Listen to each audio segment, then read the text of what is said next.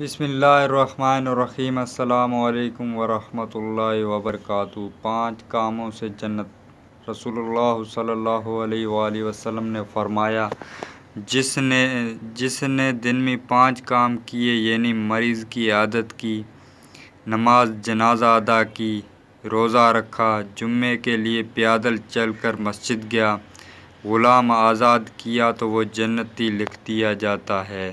حضور صلی اللہ علیہ وآلہ وسلم نے ارشاد فرمایا، علم سے بڑھ کر کوئی شے عزت والی نہیں کہ بادشاہ لوگوں پر حاکم ہوتے ہیں اور علماء بادشاہوں پر حکومت کرتے ہیں۔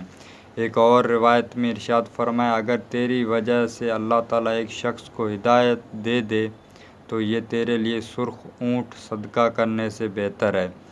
حضرت ابو ہریرہ رضی اللہ عنہ فرمایا کہ ایک گھڑی بیٹھ کر فقہ حاصل کرنا شب قدر کی شب بیداری کرنے سے مجھ سے زیادہ پسند ہے۔